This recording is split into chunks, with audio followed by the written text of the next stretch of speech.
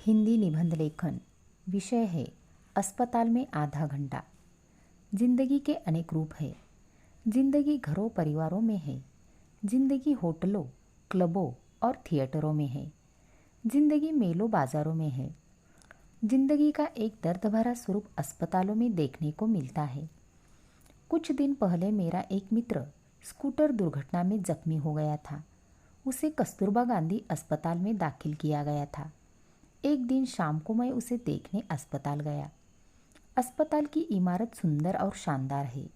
उसके विशाल प्रांगण में हरी भरी और संवारी हुई लॉन है। आसपास फूलों की आकर्षक क्यारियां हैं। फाटक के सामने एक फव्वारा है। फव्वारे के निकट एक ऊंचे चबूतरे पर कस्तूरबा गांधी की प्रतिमा है। मेरा मित्र जनरल वार्ड में था। मुझे देखकर उसने उठने की कोशिश की, पर मैंने उसे मना कर दिया। मैं उसके सिरहाने पड़े स्टूल पर बैठ गया। मैंने उसकी हालत के बारे में पूछा। उसकी तबीयत अब धीरे धीरे सुधर रही थी। मैंने उसे अपने साथ लाए हुए फल दिए और कुछ देर उससे बातें की। वहाँ दूसरे मरीजों के पास भी उनके मुलाकाती आए हुए थे। जनरल वार्ड में कुल 45 पलंग थे। वहाँ तरह तरह के मरीज थे। किसी के सिर में पट्टी बंधी हुई थी तो किसी के हाथ पैर पर प्लास्टर चढ़ा हुआ था। एक मजदूर का हाथ मशीन की चपेट में आ गया था।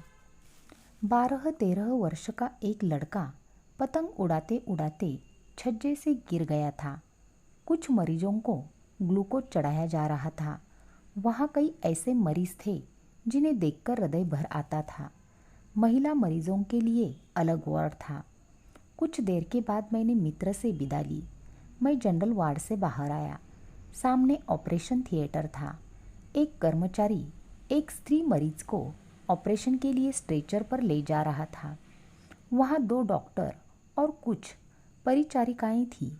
मैंने एक्सरे विभाग भी देखा। उसमें बड़ी बड़ी आधुनिक मशीनें रखी हुई थी। अस्पताल में डॉक्टरों और परिचारिकाओं की चुस्ती फुर्ती देखते ही बनती थी। मरीजों की सेवा में व्यस्त परिचारिकाएं दया की देवियां जैसे लगती थी। मैंने डॉक्टरों को मरीजों की जांच करते हुए और परिचारिकाओं को आवश्यक सूचनाएं देते हुए देखा। किसी किसी मरीज के पास 2-3 डॉक्टर एकत्र होकर सलाह मशविरा कर रहे थे।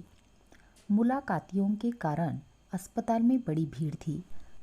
अपने अपने मरीज के लिए कोई फल तो कोई खाना लाया था। कुछ मुलाकाती अपने संबंधी मरीजों के लिए उनका मनपसंद अखबार या कोई पत्रिका लाए थे। जिन मरीजों की हालत सुधर रही थी उनके स्वजन प्रसन्न थे। गंभीर स्थिति वाले मरीजों के स्वजनों के चेहरे पर उदासी और चिंता थी। मुलाकात का समय पूरा होने पर घंटी बजी और मुलाकाती अस्पताल से विदा होने लगे। मैं भी बाहर आ गया।